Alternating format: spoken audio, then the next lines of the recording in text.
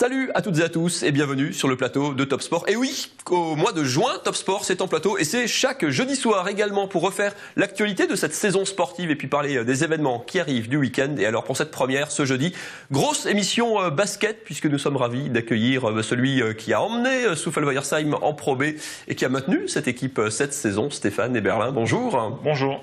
Et à vos côtés, Emmanuel Feit. Alors vous, c'est pour la partie événementielle et festive du week-end. C'est l'événement de ce week-end en Alsace. Ça se passe à Colmar, 4e édition du All-Star Game Alsace. On en parlera dans quelques instants. Bonjour Emmanuel. Bonjour, bonjour. Stéphane Eberlin, vous êtes celui qui apprend à toute la France du basket à prononcer Souffelweiersheim, ce qui pour nous est naturel et normal, mais un peu moins pour le reste des basketteurs français. Vous aviez pris ce club en National 2 il y a quelques années. Vous êtes aujourd'hui en Pro B. On parlera du terrain, évidemment du sportif, la saison qui se termine, celle qui se prépare dans quelques instants. Peu de monde quand même, vous voyez Souffel en Pro B déjà il y a quelques mois. Peu de monde, peut-être vous voyez vous maintenir ce maintien. Souffel, petite commune, petit budget, c'est un sacré pied de nez à une forme de, alors pas de logique sportive, mais à beaucoup de pronostics en tout cas. Oui, tout à fait. C'est clair qu'en début de saison, pas beaucoup de monde nous voyait nous maintenir. On réalise une belle saison, on n'a jamais été dans la zone rouge. On se maintient à 5 journées avant la fin. Donc une très bonne saison pour une première, effectivement avec le plus petit budget. Donc c'est jamais facile, mais voilà, on met l'accent sur l'état d'esprit, sur une équipe qui vit bien ensemble, qui se bat pour son maillot. Et donc c'est la recette qui nous a permis de nous maintenir cette année. Vous terminez la saison avec 19 victoires, 25 défaites, parce qu'il y a beaucoup de matchs, 44 matchs en Pro B cette saison. C'était un sacré marathon. En vous maintenant, comme dit, sans jamais avoir été parmi les relégables. Il y a 18 clubs, vous dites, nous on veut terminer parmi les 16 premiers. C'était le discours pour positiver le challenge. Vous êtes vous-même surpris quelque part par ces résultats ? Surpris, oui, parce que je pensais qu'on allait être à un moment en difficulté, ce qui n'a pas été le cas. Donc voilà, maintenant, beaucoup de fierté parce que les joueurs ont adhéré au discours, se sont battus avec nos valeurs et ont su arracher un maintien vraiment intéressant. Donc, et puis dans notre philosophie qui est toujours dans la continuité, donc avec une équipe avec 7 joueurs qui a participé à la montée de NM1 en Pro B. Donc voilà, c'est une belle aventure qui continue.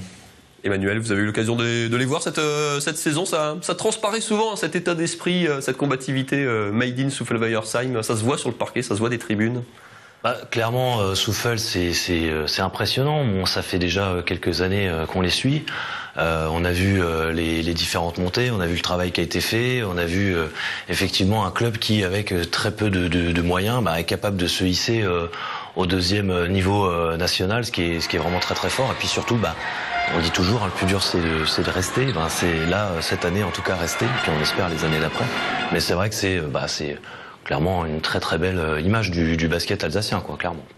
Vous terminez, Stéphane, avec 4 victoires d'avance sur le premier relégable, à 3 victoires seulement de la 9e place. Vous êtes 13e au final. Est-ce qu'à un moment, la 9e place, c'est une ligne de play-off pour jouer en Pro A. Alors la phrase paraît presque étrange, mais vous avez regardé vers le haut à un moment dans la saison, vous vous êtes fait cette remarque, ça vous a effleuré ou plus? Autour de moi, on a regardé vers le haut, moi non, parce que je sais d'où on vient, et je sais que la marche est très très grande.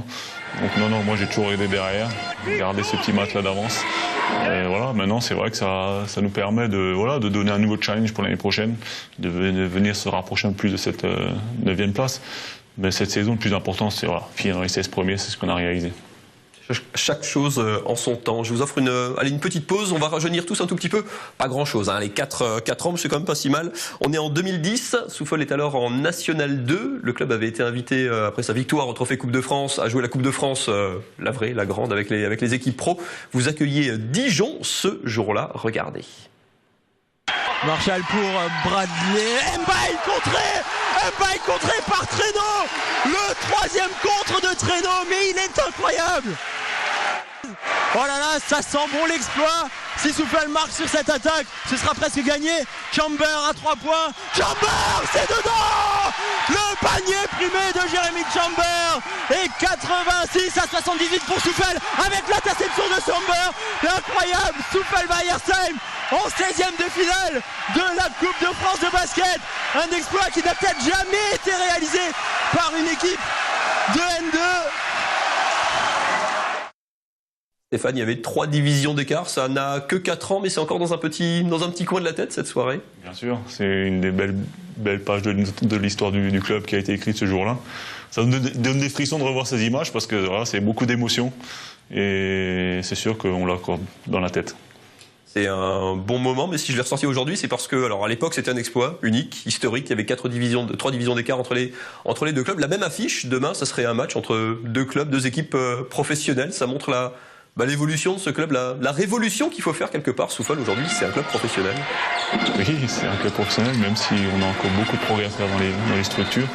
Mais c'est vrai que oui, on a rejoint ce monde-là. La saison prochaine, on va en parler un petit peu. Là, il y a alors on voit Jérémy Chamber qui met le shoot à 3 points en National 2 et fait toujours partie de l'équipe. C'est d'ailleurs votre premier meneur.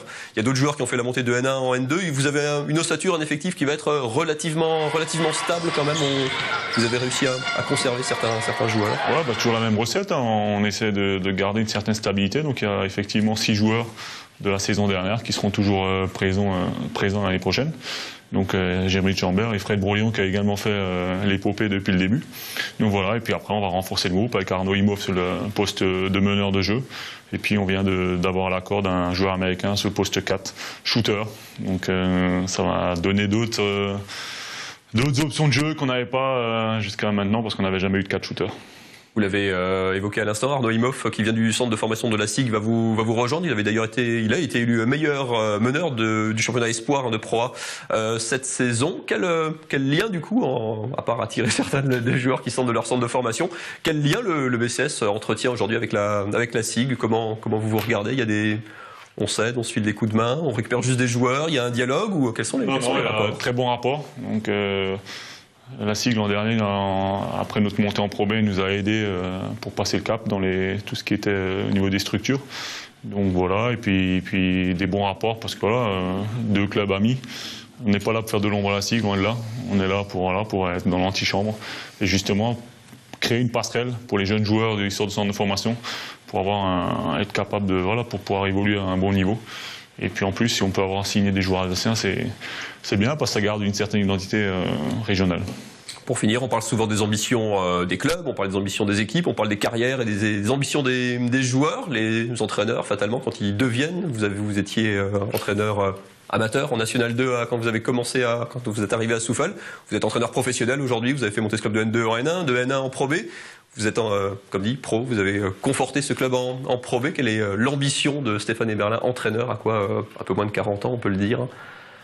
L'ambition, c'est déjà d'honorer ma dernière année de contrat à Souffle l'année prochaine, avec, si possible, une nouvelle année où on réalise des belles choses et surtout à se maintenir en Pro B. Et puis après, on verra.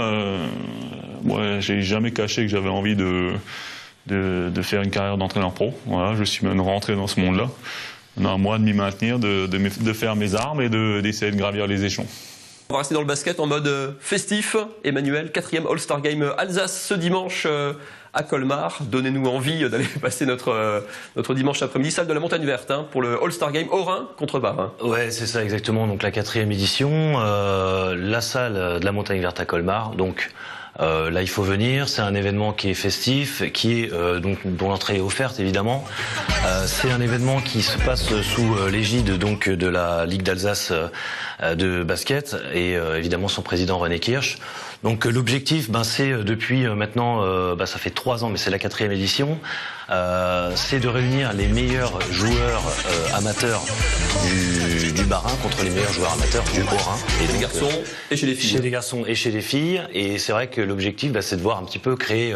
On sait qu'il y a toujours une petite confrontation un petit peu 67-68, mais bon, essayer de faire ça de point de vue festif et d'un point de vue à l'américaine, on essaye en tout cas 67 contre 68. C'est vraiment la grande fête de fin de saison. Alors c'est fin de saison presque pour tout le monde. Il devait y avoir les Mulhousiens on n'en a pas parlé, des basketteurs du FCM Basket qui ont gagné leur ticket pour la montée en National 1 où ils remplaceront du coup Souffle, le 3e échelon national. Mais comme ils jouaient demi-finale, il n'y aura pas de Mulhousiens. À part ça, comme dit, c'est vraiment la grande fête du basket amateur régional. Voilà, donc ils sont effectivement Mulhouse est qualifié pour le Final Four, donc on espère. C'est une bonne excuse. Voilà, c'est clair. Du coup, on aura quand même d'excellentes équipes, notamment comme Kaisersberg. Après, effectivement, l'idée c'est d'avoir un gros match. On a souvent eu des très très beaux matchs chez les garçons notamment, donc sur cette confrontation Orin-Barin, avec quand même des joueurs qui restent des joueurs. Donc même si c'est festif à un moment donné, et notamment fin du match, et Stéphane s'en souvient parce qu'il a déjà été 2 fois coach de la sélection Barin, à la fin du match, on y va quoi. Hein, ça joue, ça fait des fautes, à la limite des fautes basket, mais on est là pour essayer de gagner. Et du coup, ça nous garantit un spectacle parce que c'est vrai que on veut pas voir non plus des alley-oops dans tous les sens. On a envie de voir aussi un vrai match de basket parce que c'est clair que c'est des gens qui aiment le basket qui viennent. Après, je le dis, c'est très important. Tout le monde peut venir, tout le monde est bienvenu. C'est la fête du basket et si ça peut donner aux gens l'envie de faire du basket, bah franchement, c'est vraiment le but recherché parce que au-delà du match, au-delà de la confrontation Orin-Barin, l'idée c'est clairement de faire aimer le basket et d'être effectivement dans une logique festive, quoi. Rendez-vous donc dimanche après-midi, salle de la Montagne Verte, ouverture, 17h. Alors, ouverture des portes, 17h, 17h30 le match des filles. Donc les filles, attention, gros match aussi parce que la sélection du Haut-Rhin aura dans ses rangs, contrat dans ses rangs, Pauline Kravzik qui joue à Arras, donc en Ligue 1. Alors ça nous promet un très très beau combat à l'intérieur et puis du coup ça permettra aussi de rajouter un petit peu de confrontation dans ce match des filles qui c'est vrai a été quand même souvent un petit peu gagné assez largement par les filles du Bas-Rhin. Donc du coup on espère que ça va créer vraiment une dynamique pour les filles du Haut-Rhin et qu'elles sont capables de battre le 67. 17h30 les filles, 20h les garçons, puis après voilà. De limite jusqu'au bout de la ligne. Après l'idée c'est de se retrouver au Big Apple donc à Strasbourg qui est partenaire de l'événement et partenaire aussi du parrain du concours à 3 points. Et puis effectivement pourquoi pas faire la fête jusqu'au bout de la nuit, on verra bien. Hein. Cette fin de saison. Dimanche après-midi, dimanche soir à Colmar. Lundi, c'est férié. Hein. Vous pouvez aller faire la fête dimanche soir. Normalement, la plupart des gens ne travaillent pas le lundi. Et puis tant pis pour ceux qui travaillent lundi. Merci beaucoup, messieurs, d'être venus sur ce plateau. On se retrouve pas lundi parce que lundi, c'est férié. Et les gens de la télé ne travaillent pas parfois le lundi. Et on se retrouve donc jeudi prochain. On parlera de handball, notamment avec le bilan du Célestat Alsace Handball avec son entraîneur Jean-Luc Le Gall. Merci beaucoup, messieurs, d'être venus jusqu'à nous. Excellent week-end à toutes et à tous. Salut.